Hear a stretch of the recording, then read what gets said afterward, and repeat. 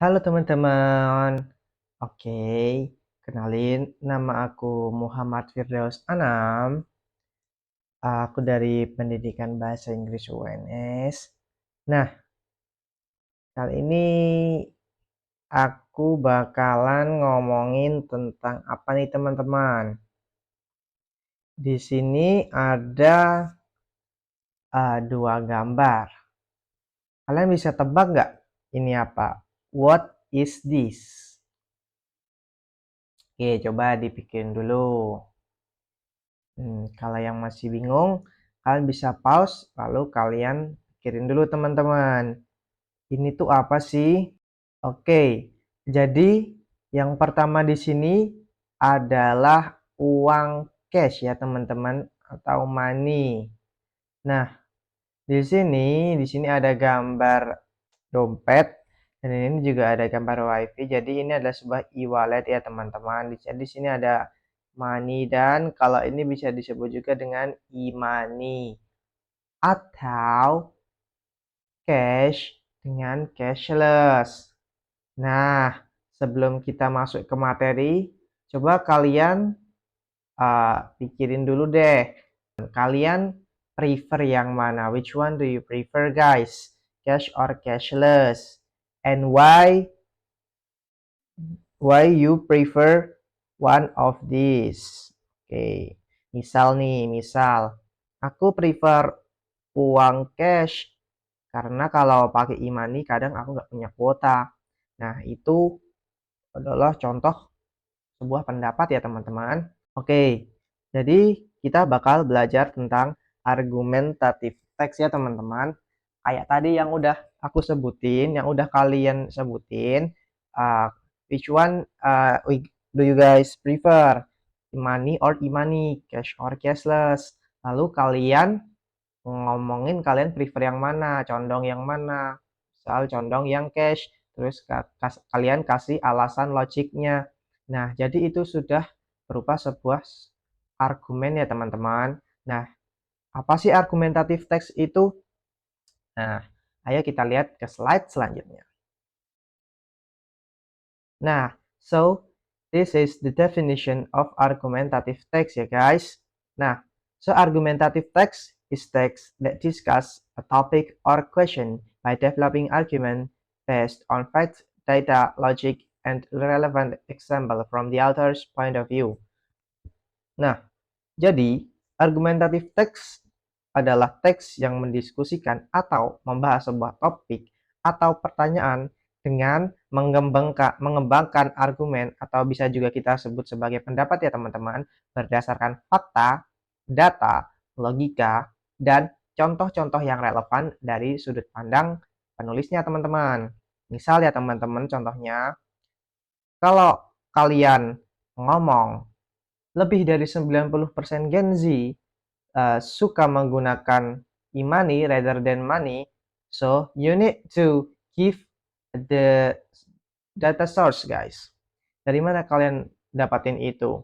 Misal, kalian ngelansir dari kompas.com bahwa lebih dari 90% Gen Z lebih suka menggunakan e-money daripada money pada transaksi sehari-hari mereka.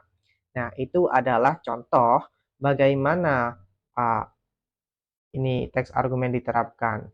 Memberikan sebuah data berupa data source ya teman-teman. Oke, kita lanjut ke slide selanjutnya. Nah, sekarang adalah banyak contoh-contoh dari argumentative text. Nah, yang pertama ini ada esai. Esai adalah sebuah tulisan ya teman-teman. Yang kedua adalah political speech atau pidato politik. Yang ketiga ada opinion article, dan yang keempat ada debate. Nah, tentu saja di sini kalian harusnya sudah tidak asing ya dengan debat, karena debat kan kita berusaha meyakinkan pendengar atau lawan kita tentang sesuatu masalah atau pertanyaan yang sedang didiskusikan ya teman-teman.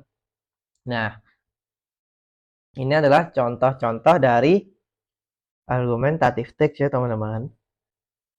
Dan next ke slide selanjutnya.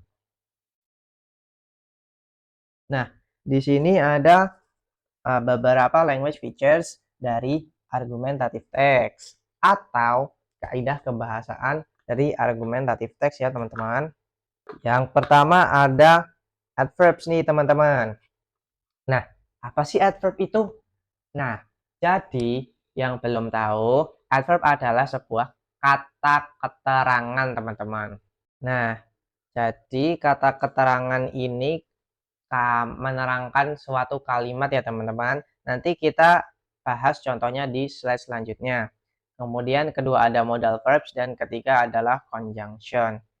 Nah, harusnya kalian untuk conjunction itu atau conjunction udah belajar juga ya di mata pelajaran bahasa Indonesia. Ini cuma diganti ke bahasa Inggris saja teman-teman. Oke, kita move ke slide selanjutnya. So, the next language features is adverbs.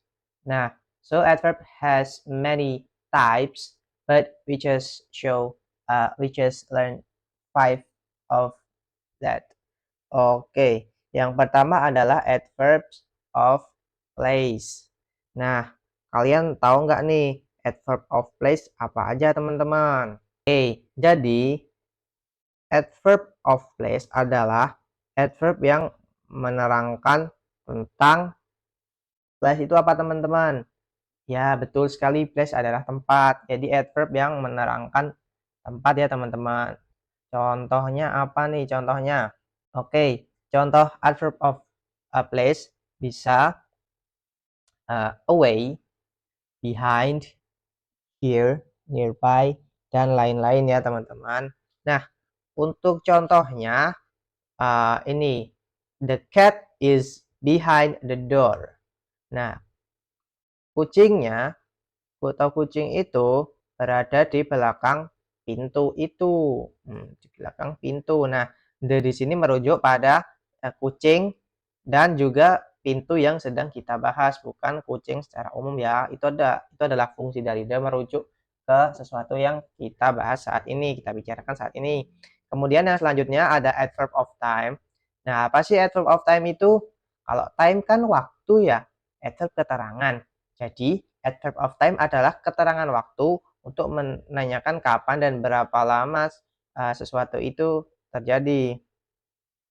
Contohnya teman-teman, ada yesterday, this morning, daily, early, etc. teman-teman. And others. Nah, di sini bisa berupa kata atau klausa ya teman-teman. Nah, contohnya, I went to the cinema with my best friend yesterday. Nah, jadi adverb of time-nya adalah yesterday. Oke, selanjutnya ada adverb of manner. Adverb of manner itu adalah keterangan bagaimana sesuatu bisa terjadi. Contohnya ada happily, hardly, slowly, softly, quickly, dan lain-lain teman-teman. Nah, contohnya adalah he did it happily. Nah, dia melakukan itu dengan senang. Happily, happily, li itu adalah dengan ya, dengan senang, dengan lambat juga bisa kalau slowly teman-teman. Nah, itu adalah contoh adverb of manner. Selanjutnya adalah adverb of frequency. Nah, adverb of frequency adalah seberapa sering sih sesuatu terjadi. Nah, contohnya ada always, ada sometimes, ada often, usually, daily juga masuk dalam frekuensi ini ya teman-teman, karena menunjukkan seberapa sering sesuatu itu terjadi. Nah, contohnya nih teman-teman, I always go to a traditional market. Nah, itu adalah contoh dari adverb of frequency. Nah, selanjutnya adalah adverb of degree. Apa sih adverb of degree itu? Kata untuk menyatakan intensitas sesuatu, seperti seberapa banyak dan sejauh mana. Contohnya bisa to, very, ada enough juga, ada so kayak so lah gitu teman-teman. Contohnya adalah Anam is a very handsome person. Nah, itu adalah contoh adverb of degree. sejauh mana Anam itu ganteng ya teman-teman. Oke, kita move ke slide selanjutnya. Selanjutnya adalah modal verb teman-teman. Nah, di sini modal verb itu apa sih modal verb? Nah, di sini kalian bisa lihat contohnya ya teman-teman. So, modal verb adalah kata kerja bantu yang digunakan bersama kata kerja utama untuk mengekspresikan kemungkinan, kemampuan, izin, keharusan, atau permintaan. Nah, contohnya secara umum ada can, ada shall, must, will, may. Nah, ini adalah contoh-contoh dari modal verb. Kan bisa cari juga bentuk lampau dari can, shall, will, dan may. Itu kalian bisa cari coba sendiri. Bentuk lampaunya itu kayak gimana teman-teman. Oke, lanjut ke slide selanjutnya. Nah, di sini ada conjunction. Ada tahu nggak conjunction itu apa teman-teman? Nah, betul. Conjunction adalah kata hubung ya. Jadi, conjunction ini dibagi menjadi 3 bagian. Conjunction divided into 3 types. Yang pertama ada coordinating conjunction. Jadi, coordinating conjunction adalah kata sambung setara. Nah, menggabungkan dua kalimat yang setara atau dua kalimat yang independen. Jadi, kalau dipisah itu masih masuk akal teman-teman kalimatnya. Contohnya nih ya teman-teman. She opened the door and the window. Nah, ini menggabungkan dua kalimat yang setara. She opened the door and she opened the window. Nah, ini sebenarnya ada dua kata digabungkan jadi satu. Gitu ya, teman-teman. Kemudian conjunction subordinating. Nah, subordinating ini adalah kata hubung yang digunakan untuk membuat kalimat kompleks. Nah, jadi itu menggabungkan dua buah klausa, yang satu klausa utama ya, satu adalah klausa bebas, klausa terikat dan klausa yang bebas ya teman-teman. Jadi ada satu independent dan satu dependent clause ya teman-teman. Contohnya adalah you may leave the class after the bell rings. Nah, kalau dipisahkan jadinya you may leave the class. Itu masih masuk akal ya kalimatnya. Kalau after the bell rings itu kan udah nggak masuk akal. Jadi itu adalah ada klausa utama dan klausa terikatnya. Oke, selanjutnya adalah correlative conjunction. Jadi correlative conjunction adalah kata hubung yang berpasangan. Jadi ini untuk penghubung kata antar kata, frasa, dan klausa yang memiliki hubungan timbal balik atau saling melengkapi. Contohnya either, neither, whether, rather, itu juga bisa yang kayak membandingkan gitulah. Oke. Selanjutnya ada struktur dari argumentative text. Yang pertama ada introduction. Nah, dalam introduction ini terbagi jadi dua bagian. Yang pertama adalah hook atau kalimat yang menarik nih, menarik perhatian pembaca supaya kalau dia lihat tuh, wah menarik nih. Nah, jadi dia nggak kabur. So in the hook you should put the a unique sentence that make the readers are interesting. And an introduction also has tesis atau pernyataan penulis terkait dia pro atau kontra dengan topik yang akan dibahas. Nah, kemudian ada body. Ada body. Nah, di dalam body ini adalah isinya argumen ya teman-teman. So, the body consists of arguments, whether it's pro or atau kontra.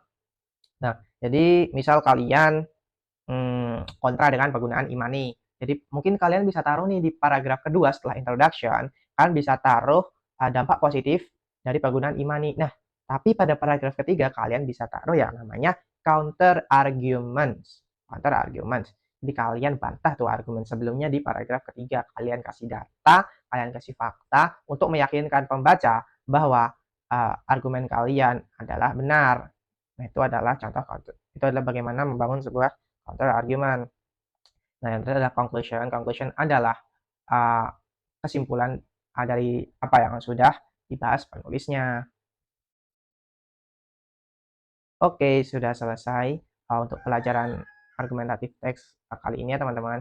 Jika kalian punya pertanyaan, kalian bisa drop di uh, kolom komentar ya. Oke, terima kasih. Saya Muhammad Firdaus Anam. Izin pamit teman-teman. Goodbye and see you.